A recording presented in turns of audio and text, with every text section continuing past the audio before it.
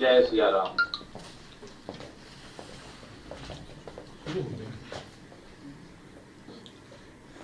वैश्विक फलक पर राम कथा का विश्व संदर्भ भाग 6 विषय पर आयोजित वेबिनार में प्रतिभाग कर रहे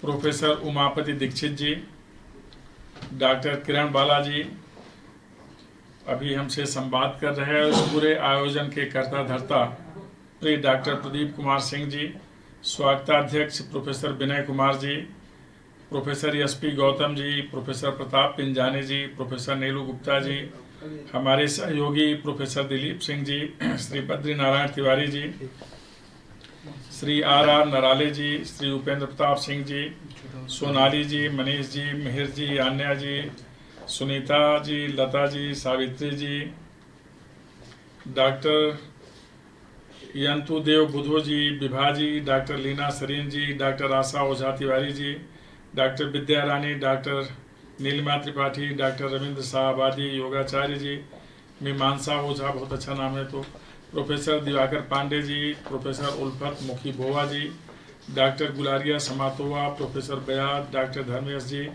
professor I Naiman Sidana ji, Neetu Navgeet ji, Sudha Pandey ji, Sanjay Kumar Singh ji, Alok Singh ji, Alok Choubey ji, professor DP Singh ji, doctor Sirin Qureshi जी, डॉक्टर डीडी धनंजय बितानगे, सुश्री रिदिमा निषादिनी लंसकारा जी, डॉक्टर यूरी बोतवी कीन और डॉक्टर माधुरी सिंह जी, जो इस पूरे कार्यक्रम की रूपरेखा रखती हैं, आयोजन करती हैं।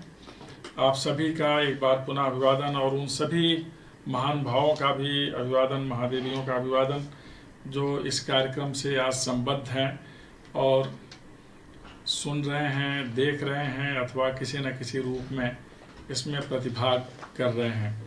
हमारे साथ बैठे हुए हमारे विशेष कार्य अधिकारी डॉक्टर एस.डी. त्रिपाठी जी, हमारे टेक्निकल टीम के सभी सदस्य जिसमें सुप्रिय दास, मिस्टर गौरव और कहीं दूर से जुड़े हुए मिस्टर गौरव एवं अन्य सभी, आप सभी को मेरी ढेर सारी शुभकामनाएं। और जहां भी प्रभु राम का ध्यान हो अथवा राम कोश की चर्चा हो तो सहज वह भाव उत्पन्न हो जाता है जिसमें आत्मा अपने को आत्मतीर्थ में उपस्थित पाती है और आत्मा का प्रक्षालन होता है। यद्यपि आत्मा सदैव शुद्ध है, लेकिन जब राम कथा, राम प्रसंग, राम कोश, रामायण का वर्णन होता है तो यह आत्मा अपने आप को धन्य मानने लगता है और इसकी धन्यता ही प्रभु से मिलन के मार्ग की सबसे बड़ी, जिसे कहते हैं, पहुंच का योग होता है।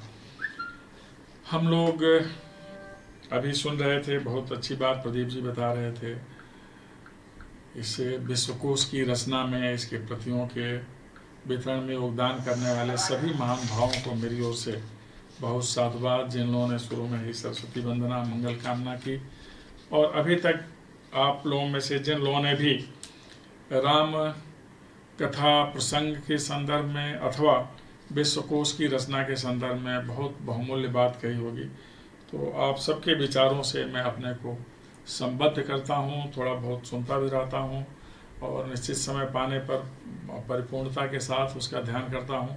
तो उससे आप्लावित होने का जो आप लोगों ने सुख दिया है उससे मैं कृतकृत्य हूँ। विशेषकर प्रिय प्रदीप जी के लिए मेरा बहुत अनुराग, बहुत स्नेह है, जो निरंतर इस भाव को जागृत किए हुए हैं कि राम की चर्चा सदैव हो, क्योंकि यह तो पूरा संसार ही इसी राम में सब जग जाने, करो प्रणाम जोर जुग पानी, पूरा संसार ही जड़ चेतन, पूरी प्रकृति, पूरा ब्रह्मांड, पूरी सृष्टि ही राममय है। इसलिए जब भी राम का ध्यान हो, राम का स्तवन हो, तो हम लोग वस्तुतः एक पुण्य लोक में रहने लगते हैं, एक पवित्र लोक में हो जाते हैं और बहुधा इस पवित्रता के बायस बनते हैं हमारे प्रिय प्रदीप जी।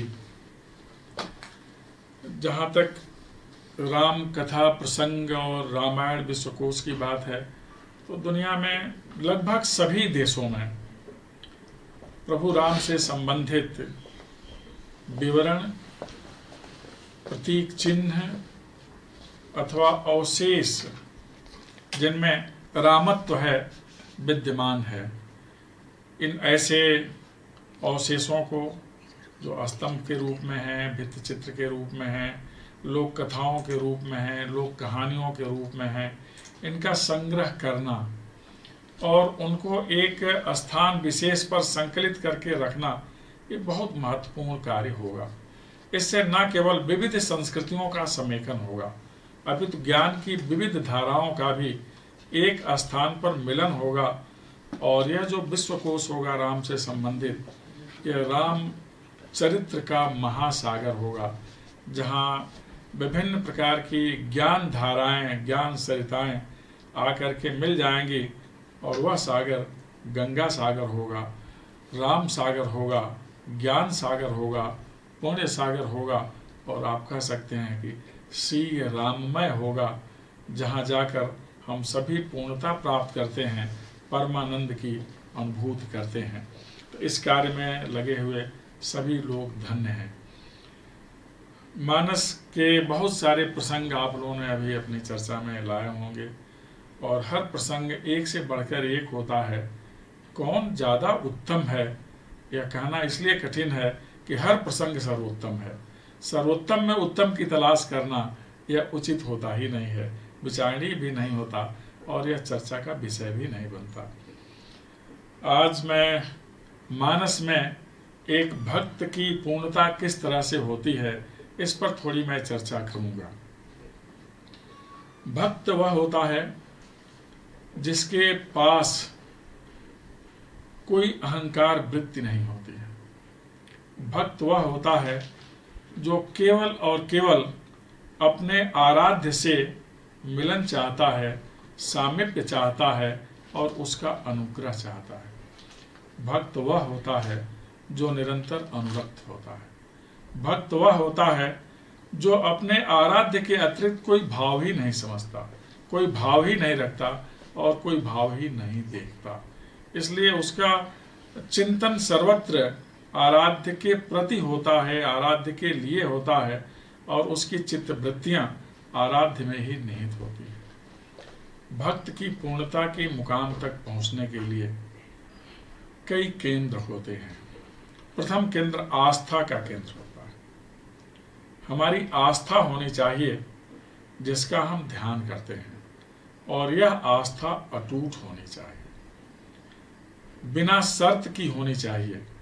इसमें केवल और केवल अपने आराध्य से जुड़ने का भाव ही होना चाहिए। इसे ही आस्था कहते हैं।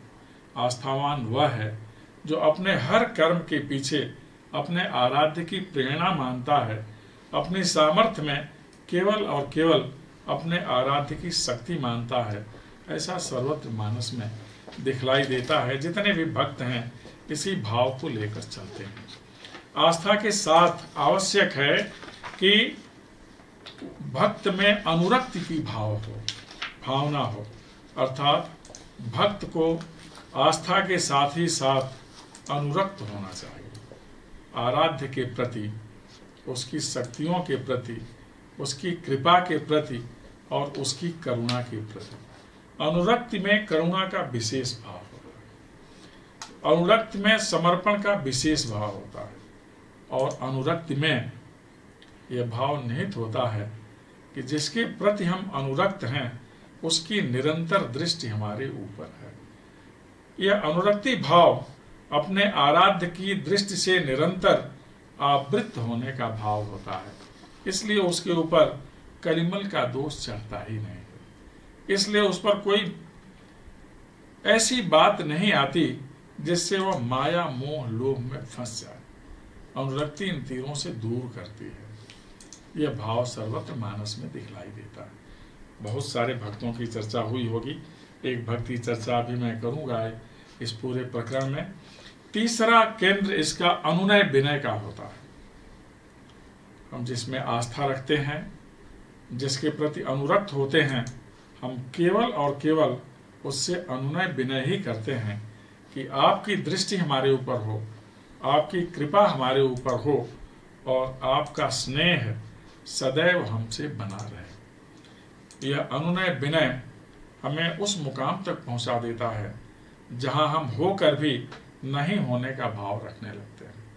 नहीं होने का भाव रखने का आशय यह है कि हम सांसारिक वृत्तियों से ऊपर उठ जाते हैं। हम मान लेते हैं कि हमारी मूल चेतना सिर्फ और सिर्फ हमारे आराध्य से ही स्पंदित होती है। यह भक्त की यात्रा का तीसरा केंद्र होता है। इसके बाद का जो चौथा केंद्र है वह अपने आराध्य से अनुग्रह की याचना होती है। तो इस तरह आस्था, अनुरक्ति, अनुनय विनय और अनुग्रह का भाव, अनुग्रह की याचना, यह चौथा केंद्र है भक्त के जीवन का, जहां हम अपने ईश्वर से, अपने प्रभु से, अपने आराध्य से अथवा उनसे जिनसे हम संचालित हैं, जिनसे हम स्पंदित हैं, अथवा जिनके कारण हम सक्रिय हैं, अथवा जिनके कारण हम जड़ चेतन को समझ पाते हैं, अथवा जिनके कारण हम पुरुष प्रकृति के संबंधों का भाष्य करने की स्थिति में होते हैं, हम उनसे निरंतर ये अनुग्रह की याचना करते हैं कि हे प्रभु, मेरे ऊपर आप अनुग्रह करिए, तभी हम आपको जान पाएंगे और आपकी सृष्टि को जान पाएंगे। क्योंकि जानय सोई जेहि देहु जनाई, जानत तुम्हि होई जाई। इसलिए यह याचना बहुत महत्वपूर्ण होती है, अनुग्रह की कामना और अनुग्रह की याचना। इसके साथ ही प्रभु का अनुग्रह बरसने लगता है, और जब अनुग्रह बरसता है तो अनन्य भाव पैदा होता है। उसमें फिर कोई दुराव नहीं रह जाता, निरंतर लगाव ही होता है, और यह लगाव अद्वैत की स्थिति तक ले जाता है, जहां आत्म और परमात्मा का मिलन हो जाता है। जैसा कबीर भी कहते हैं, टूटा कुंभ जल जलहि समाना, यह तत्कथ्यो ज्ञानी। यह जो कुंभ है, जिसके अंदर आत्मरूपी जल है, जब टूटता है तो परमात्मा रूपी सागर में विलीन होता है, आत्मा और परमात्मा का मिलन होता है, और यही अनन्य भाव होता है, अद्वैत भाव होता है, या भक्त का पूर्णत्व होता है। इस तरह वस्तुतः हम भक्त बन पाते हैं। तो भक्त बनने के केंद्र आसान नहीं है, सुगम नहीं है, अलभ्य भी नहीं है। वहां पहुंचा जा सकता है, लेकिन वो बहुत जटिल मार्ग है, और इसमें केवल और केवल ध्यान, ज्ञान और भक्ति, तीनों की त्रिवेणी जब मिलती है, तब एक भक्त अपने भक्ति की पूर्णता को प्राप्त करता है। ऐसा मानस में कई जगह दिखता है, उल्लेख मिलता है, और उस उल्लेख की कड़ी में आज लखन लाल की चर्चा मैं थोड़ी आपसे करूंगा। लक्ष्मण जी जो सदैव प्रभु राम के साथ ही रहते हैं, इनके बारे में तो सबसे अच्छी लाइन है, आ धन लक्ष्मण बड़ भागी, राम पदार बिंदु अनुरागी। बहुत भाग्यशाली हैं लक्ष्मण। बहुत सारे भक्त का उल्लेख मानस में हुआ है, लेकिन लक्ष्मण जैसा कोई भक्त नहीं है, इसलिए वो सबसे श्रेष्ठ हैं, भाग्यशाली हैं कि उन्हें राम के पद का बंधन करने का निरंतर सौभाग्य प्राप्त है। लक्ष्मण बड़ भागी, राम पदार बिंदु अनुरागी। उनके उस कमलवत चरणों में उनका अनुराग भाव निरंतर बना रहता है। इसलिए लक्ष्मण जी बहुत महत्वपूर्ण हैं मानस के भक्त प्रसंगों की श्रृंखला में। बालकांड में जब इनका नामकरण किया गया तो उस समय वशिष्ठ जी ने कहा, लक्षण धाम राम प्रिय सकल जगत आधार, गुरु वशिष्ठ तेहि राखा लक्ष्मण नाम उदार। जो शुभ लक्षणों के धाम हैं, श्री राम जी के प्यारे और सारे जगत के आधार हैं, गुरु वशिष्ठ ने ऐसा मानकर उनका नाम लक्ष्मण रखा। सारे जगत के आधार इसलिए हैं कि क्षीर सागर में भगवान जब विश्राम करते हैं तो शेषनाग जी ही वो सैया होते हैं। स्वयं ब्रह्मांड हैं प्रभु राम, और वह जिस पर आसन ग्रहण करें स्वयं, तो वह तो जगत के आधार हो ही जाएंगे। ऐसे लक्ष्मण की यात्रा शुरू होती है बालकांड से श्याम गौर सुंदर दो जोरी, और निरंतर भगवान राम के साथ ही चलते जाते हैं। और इस कड़ी में कहीं उनका अनुराग, कहीं उनका आक्रोश, कहीं उनका योग भाव, कहीं उनका संदेश भाव, और कहीं उनका प्रभु से भक्त की आराधना और ज्ञान की याचना, यह सब लक्ष्मण जी के यात्रा पथ में दिखलाई देता है। कभी कभी कुछ ऐसे प्रश्न उठते हैं कि वनवास 14 वर्ष का ही क्यों। एक क्षेपक कथा है कि मेघनाथ के लिए वरदान था कि मेघनाथ का अंतिम प्रस्थान वही व्यक्ति करा सकेगा जिसने 14 वर्ष तक घोर तपस्या की हो, विशेष प्रकार की। वह कैसी? नींद नारि भोजन परिहरहें 14 वर्ष तपस्या करहें, कि जिसने नींद का परित्याग कर दिया हो, नारी का परित्याग कर दिया हो, भोजन का परित्याग कर दिया हो और 14 वर्ष तक निरंतर तपस्या की हो, ऐसा व्यक्ति ही मेघनाथ जो इंद्रजीत है वह भी भक्त है, तो उसके समापन का कारण ऐसा भक्त ही बन सकता है। इसीलिए लक्ष्मण जी प्रभु राम के साथ वन गमन में होते हैं और बहुत कुछ कहते चलते हैं, बहुत कुछ व्यक्त करते चलते हैं, बहुत कुछ पूछते चलते हैं, और अंत में एक पड़ाव ऐसा भी आता है जब अनन्यता प्रस्फुटित होती है, जब वह प्रभु राम के जंघे पर सोए हुए होते हैं। ऐसे लखन जी हैं। बालकांड में बहुत कुछ लक्ष्मण जी के व्यक्तित्व में दिखता है। कभी कभी जब भक्त अनन्य हो जाता है ईश्वर का, तो ईश्वर अपने भक्त का आश्रय भी लेता है। जो सबको आश्रय देने वाला है वह भी आश्रय लेता है। पूरे मानस में ये एक विशेष पात्र हैं लक्ष्मण जी, जिनसे कभी कभी लक्ष्मण जी जिनके नाम पर अपना काम कर लेते हैं। पहला प्रसंग पुष्प वाटिका का है। प्रभु राम को जनकपुर स्वयं देखना है, लेकिन वहां लक्ष्मण जी का प्रसंग लाते हैं। जब विश्वामित्र जी से कहते हैं, लखन हृदय लालसा विसेखी, चाहूं जनकपुर आई है देखी। हे प्रभु, लखन के मन में विशेष लालसा है, वो अगर आप कहते तो हम सभी जाकर के जनकपुर देख आते। एक प्रतीक ले लिया, लक्ष्मण जी का अवलंब ले लिया प्रभु राम ने, तो भक्त अपने ईश्वर का अवलंब बनता है।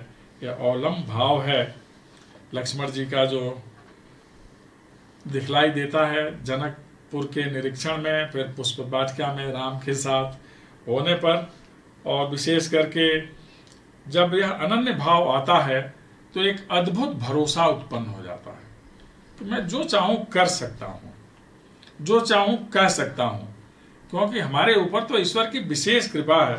और जब प्रभु राम की कृपा हो तो लक्ष्मण जैसा भक्त क्या नहीं कर सकता, क्या नहीं कर सकता। जब जगत जननी मां सीता के स्वयंवर में सारे राजा उस समय विद्यमान जितने थे सब हार गए, तो उस समय विदेह, यद्यपि उन ज्ञाता ज्ञान और ज्ञेय के ऊपर है, सब कुछ दिखता है, विदेह को पता है कि सीता क्या है, लेकिन ऐसे में कहा कि लगता है कि यह धरा वीर विहीन है। और वह फिर को जब भगवान से अनन्यता का भाव आता है कि लक्ष्मण जी की तरह संवाद करता है भक्त। जब विदेह कहते हैं धनुर्यज्ञ के समय राजाओं से, तजहु आस निज निज गृह जाहू, लिखान विधि वैदेह विवाहु, तो तुरंत तो लक्ष्मण जी उस समय आक्रोश में आ जाते हैं कि जहाँ रघुकुल परंपरा के पोषक बैठे हों वहाँ इस प्रकार की बात नहीं की जाती कि धरा वीर विहीन है। अगर प्रभु राम आदेश कर दें तो जो राउर अनुशासन पाऊं, कंदुक एवं ब्रह्मांड उठाऊं, यह कहने के पीछे भी भाव था। यह धनुष साधारण धनुष नहीं है, जो शिव धनुष है यह ब्रह्मांड है आपस में। और अगर भगवान राम की अनुमति मिल जाए तो कंदुक की तरह से इसे उठाया जा सकता है। एक और भी आक्रोश व्यक्त किया लखन जी ने, जब धनुष टूटने के बाद प्रभु राम जी के द्वारा भगवान परशुराम का आगमन होता है और अपना आक्रोश व्यक्त करते हैं, तो उस समय थोड़ा चिढ़ाने का भाव भी रखते हैं लक्ष्मण जी। भक्त को जब अपने ऊपर ज़्यादा भरोसा हो जाता है और कोई प्रतिस्पर्धी सामने दिखता है तो उसकी आलोचना करने में विलंब नहीं करता, और ऐसे में वो बोलते हैं कि आप तो अपने ही मुख से अपनी प्रशंसा कर रहे हैं, अपने मुँह तुम आपन करनी, बार अनेक भांति बहुबरने, यहाँ कुमड़ बतिया कोई नाई, जे तर्जनी देख मर जाही। परशुराम जी कि यहाँ कोई ऐसा नहीं कि आप उंगली दिखलाएंगे और अचेत हो जाएगा, आप अपने को पहचानिए। फिर प्रभु राम का संदेश, लक्ष्मण जी की समझ, परशुराम जी का संतुष्ट होना, और फिर लक्ष्मण जी की यात्रा आगे बढ़ती है। अयोध्या कांड में प्रवेश करते हैं। अयोध्या कांड में पहुंचते ही भक्त का वह स्वरूप दिखलाई देता है लक्ष्मण में जो विरल है। एक ही साथ ज्ञान, वैराग्य और भक्ति रस से वह पूर्ण हो जाते हैं। जब भगवान राम, माँ सीता निषाद के साथ आगे बढ़कर रात्रि में धरा पर विश्राम करते हैं तो निषाद को कष्ट होता है और वह अपना कष्ट व्यक्त करता है। रामचंद्र सो पति वैदेही, सोवत महि विधि बामन केहि, सिय रघुबीर की कानन योगु, कर्म प्रधान सत्य कह लोगु। कि जिसके साथ प्रभु राम जैसा पति हो, सिय रघुबीर की कानन जोगु, और ये सीता राम क्या बन जाने योग्य हैं। ऐसा भाग्य प्रबल है लोगों का कहना, लगता है सत्य है। राम के समान पति होने पर भी धरा पर सोना पड़ा मां जानकी को। विधाता किसकी विपरीत नहीं हो सकता। आगे उसी क्रम में निषाद ने कहा कि मां कैकेयी ने क्या कर दिया। जैसे ही मां कैकेयी का शब्द सुना लक्ष्मण जी ने, तो उन्होंने भक्ति की पराकाष्ठा की अभिव्यक्ति कर दी और कहा, जो लक्ष्मण जी अभी परशुराम जी के साथ आक्रोश भाव में थे, जनक जी के साथ उनकी उक्ति पर थोड़ा आक्रोशित हो गए थे, वह अमृत वाणी की वर्षा करने लगे। अमृत वाणी किसे कहते हैं? जिसमें ज्ञान हो, भक्ति हो, वैराग्य हो, तीनों का समेकन हो, तो ऐसी वाणी को अमृत वाणी कहते हैं। और उन्होंने निषाद को संतुष्ट किया ज्ञान की बात करके। बहुत अच्छी बात होती है। बोले लखन मधुर मृदु बानी, ज्ञान विराग भगति रस जानी, कौ न काउ सुख दुख कर दाता, निज कृत कर्म भोग सुन भ्राता। सब अपने अपने कर्मों का भोग करते हैं, कोई किसी को सुख या दुख देने वाला नहीं होती। एक संदेश देते हैं लक्ष्मण जी कि आप सत्कर्म करिए तो अच्छा ही होगा। अब प्रश्न ये है कि क्या मां जानकी और राम को कर्मों के बंधन में बांधा जा सकता है? उनके कर्म नहीं है, वो बहुतों के कर्म के कारण कर्मशील दिखलाई देते हैं। बहुतों के ऐसे कर्म हैं जिसके लिए प्रभु को कभी धरा पर सोना है, कभी नंगे पांव चलना है और कभी शस्त्र उठा लेना है।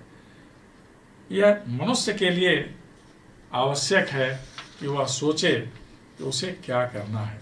प्रभु तो सोते ही नहीं हैं, तो हमेशा जागृत अवस्था में होते हैं। माया कभी विश्राम की स्थिति में होती नहीं है, सदा सक्रिय होती हैं। इस तरह निषाद को संतुष्ट करने की कोशिश करते हैं और वह निषाद संतुष्ट भी होते हैं और इस रूप में अपने योगत्व का परिचय देते हैं। एक बहुत अच्छा प्रसंग है। यही जग जामिन जागहि जोगी, परमार्थी प्रपंच वियोगी, जानिए तबहि जीव जग जागा, जब सब विषय विलास विरागा। कि इस जगत रूपी रात्रि में जोगी कभी नहीं सोता। ऐसे योगी लक्ष्मण जी हैं, वह कभी सोते नहीं, वह केवल परमार्थ में लीन है, प्रभु भक्ति में लीन है और प्रपंच से मुक्त हैं। ऐसे लक्ष्मण जी भक्त की श्रेष्ठता के द्योतक हैं। लेकिन कभी कभी भक्त भी जब बहुत ज्यादा आसक्त हो जाता है तो नीति की बात करता है, क्योंकि जो अनन्य भक्त होता है वो ईश्वर से केवल प्रीति की बात करता है, वह नीति की बात नहीं करता। भरत जब चित्रकूट में आते हैं प्रभु राम से वंदना करने, निवेदन करने, तो उस समय लखन जी ने नीति की बात की थी, जिस पर हम लोगों ने कल चर्चा कर लिया था इसके पूर्व वाले प्रसंग में, इसलिए अब नीति की चर्चा नहीं करनी है। फिर आगे जब वो बढ़ते हैं तो अलग अलग प्रसंग आते हैं, और भक्त जब अनुरक्त होकर अविभक्त होने की स्थिति में आता है तो फिर जिज्ञासु हो जाता है। पंचौटी में जब अरण्यकांड के अनंतर प्रभु राम आमोद की मुद्रा में है, कुछ सोचने और चिंतन की वृत्ति से ऊपर उठकर सहज भाव में है, तो लक्ष्मण जी उनसे कुछ प्रश्न करते हैं। हे प्रभु, ज्ञान क्या है, वैराग्य क्या है, ईश्वर क्या है, जीव क्या है, भक्ति क्या है, और वह रास्ता बताइए, मोह क्या है, माया क्या है, हमें तो वह रास्ता बताइए जिससे निरंतर आपके चरणों में प्रीति होती हो, शोक दुख भय मोह लोभ यह सब विनष्ट हो जाता हो। इस पर प्रभु राम ने बहुत विस्तार से उनको ज्ञान दिया, जिसमें एक लाइन बहुत ज़्यादा मायने रखती है। मैं और मोर तोर तय माया, जय बस कीन है जीव निकाया, यह मेरा है तुम्हारा है, यह मेरे लिए है या तुम्हारे लिए है, यह सब माया के अधीन स्थिति है, और इसी में पूरा ब्रह्मांड निवसता है, रसता है, गतिशील दिखलाई देता है, और जगत के प्रपंच होते हैं। इनसे मुक्त होना ही भक्ति का भाव है, और यह प्राप्त करने के बहुत सारे रास्ते हैं जो क्रमशः प्रभु राम ने लक्ष्मण जी को बताया। और इस तरह भक्त की यात्रा आगे की तरफ बढ़ी। किष्किंधा सुंदर कांड आया। भक्त जब बहुत ज्यादा ईश्वर में लीन हो जाता है तो एक ही चीज की मांग करता है कि प्रभु मेरे लिए क्या आदेश है, क्योंकि भक्त ईश्वर को शर्त में नहीं मांगता, वह स्वयं उसके प्रेम में बधा होता है, उससे लगाव में बधा होता है, और इसलिए एक ही मांग करता है, प्रभु मुझे आदेश प्रदान कर। हनुमान जी भी आदेश मांगते हैं, राम जी लक्ष्मण जी भी आदेश मांगते हैं, इसलिए दोनों एक दूसरे को भाई भी कहते हुए चलते हैं। जब सुग्रीव विलास करने लगे तो प्रभु राम से उन्होंने कहा कि मुझे आदेश दें कि सुग्रीव को जाकर समझाऊं, और फिर जाकर समझाया भी, और सुग्रीव तत्काल फिर अभियान के लिए तत्पर हुए। और इसी तरह जब समुद्र के किनारे बैठना हुआ और भगवान राम ने विभीषण की बात मानकर अनुरोध किया सागर से कि मुझे आप पथ प्रदान करें अथवा उपाय बताएं, तो उसके उस क्रम में लक्ष्मण जी ने ऐसा कहा, कातर मन कर एक अधारा, दैव दैव आलसी पुकारा। अर्थात भक्त उस सीमा पर पहुंच जाता है कि ईश्वर से बराबरी का संवाद करने लगता है।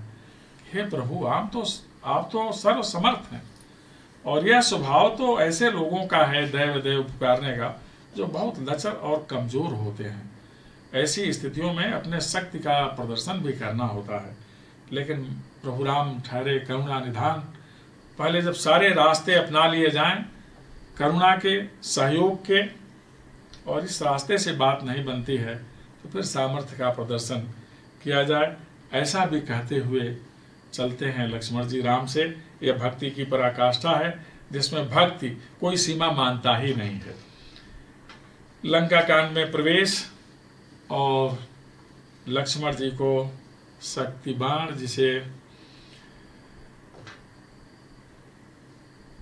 माना गया कि अब यह रामायण का एक टर्निंग पॉइंट है, कि जहाँ पर भक्त उस मुकाम पर पहुँच जाएगा कि जहाँ भगवान उसे अपने गोद में रख लेंगे। राम के गोद में पहुँचना यह आज तक किसी भक्त के लिए संभव नहीं हुआ।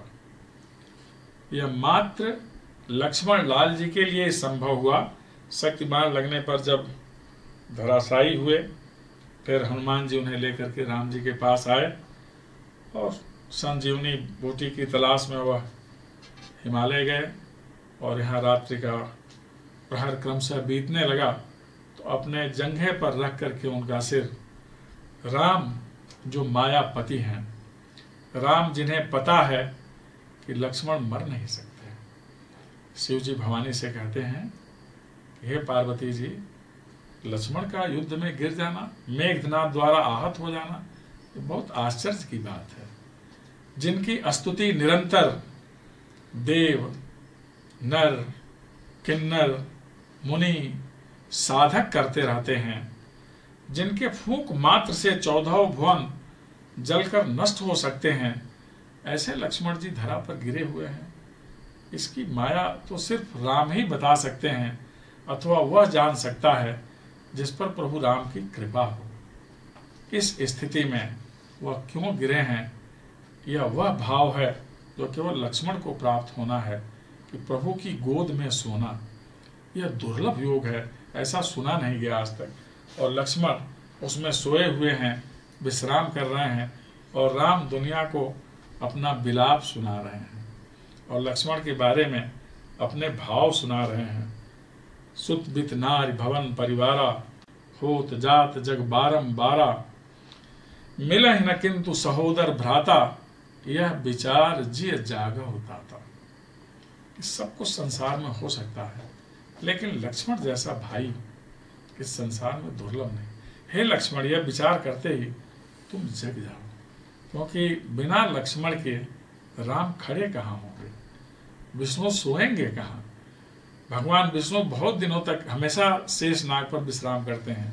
आज उन्होंने शेषनाग को विश्राम का अवसर दिया, और इस तरह से हनुमान जी दर्शक हैं, जामवंत सहित पूरी वानर सेना दर्शक है, सुषेण वैद्य दर्शक हैं, सारे देवता दर्शक हैं। भगवान शिव माँ पार्वती को दिखला रहे हैं कि लक्ष्मण की ऊंचाई क्या है। एक ऐसी ऊंचाई जिसमें प्रभु उनको अपने गोद में रखे हुए हैं। यह स्थिति प्रहलाद को मिलती है, यह स्थिति लक्ष्मण जी को मिलती है। प्रहलाद को गोद में बैठाया दुलारा, और यहाँ तो अपने गोद में लिटाकर उनके बाल सहलाया। यह राम का महात्म्य है, और यह लक्ष्मण की पहुँच है।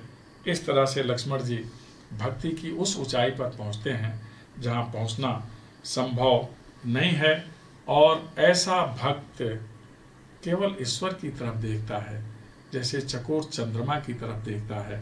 एक पुनः अंतिम प्रसंग, अयोध्या में भगवान राम ने काल को कह रखा था समय होने पर बता देना, क्योंकि कभी कभी धरा पर ऐसे कार्य हो जाते हैं जिसमें यह विचार करने का समय नहीं मिलता कि समय पूरा हुआ कि नहीं हुआ। तो ऐसे में आकर संकेत देना, कथा मिलती है इस तरह की। फिर ऐसा कहे कौन प्रभु राम से कि समय पूरा हो रहा है, तो इसके लिए दुर्वासा को अधिकृत किया गया कि जब आप आएंगे तो मान लिया जाएगा कि कल यह पल आने वाला है।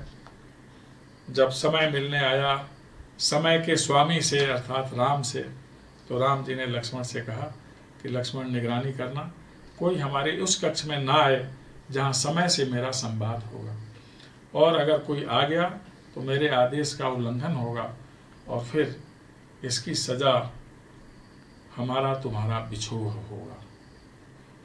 लक्ष्मण जी रखवाली करने लगे, लेकिन राम ने स्वयं समय निर्धारित कर रखा था। उसी समय दुर्वासा जी आए, क्योंकि काल कह ही नहीं पा रहे थे समय की प्रभु आपने ऐसा कहा था। उन्होंने सिर्फ इतना कहा, प्रभु आगे आपका क्या आदेश है। अभी राम विचारते, तब तक लक्ष्मण दुर्वासा के कोप से कुल पूरा समाप्त न हो जाए उसे बचाने के लिए राम के पास आए। इतना ही कहा प्रभु दुर्वासा। राम जी ने लक्ष्मण की आंख में देखा। उस समय राम की आंख लाल थी, और आंख में आंख मिलते ही लक्ष्मण की आंख जलमग्न हो गई। प्रभु राम कुछ कहें इसके पहले ही लखन लाल जी ने जाकर जल समाधि लिया। इसलिए लिया कि प्रभु राम के प्रस्थान का समय है और सागर में उनका आसन तैयार होना है। उनसे विदा लेकर उन्होंने जाकर सागर में अपना स्थान लिया। फिर प्रभु राम समय के साथ वहाँ पहुँचे और फिर उनको आशीर्वाद दिया। लेकिन इतना मोह हो गया प्रभु को अपने इस भक्त से कि कहा, अच्छा लक्ष्मण, अब तक तो तुम हमसे आदेश लेते रहे, लेकिन चलो कृष्णा अवतार में अब तुम हमें आदेश दोगे, तुम बड़े भाई बनोगे, हम छोटे भाई बनेंगे, और इस तरह बड़े छोटे का हम लोगों का जो लगाव है चलता रहेगा। कृष्ण अवतार में कहा जाता है। त्रेता अवतार का लघु भ्राता इस बार बड़ा होकर आया, इसलिए न केवल राम रहा बलराम जगत में कहलाया। ऐसे लक्ष्मण दलाल जी को नमन। उनकी कृपा प्रभु राम के साथ ही साथ हम सबके ऊपर निरंतर बनी रहे। नीलांबुश्यामल कोमलांगम सीता समारोपित बाम भागम पाणो महासायक चारुचापम नमामि रामम रघुवंशनाथम। आप सभी ने ध्यानपूर्वक सुना। आपको बहुत बहुत धन्यवाद।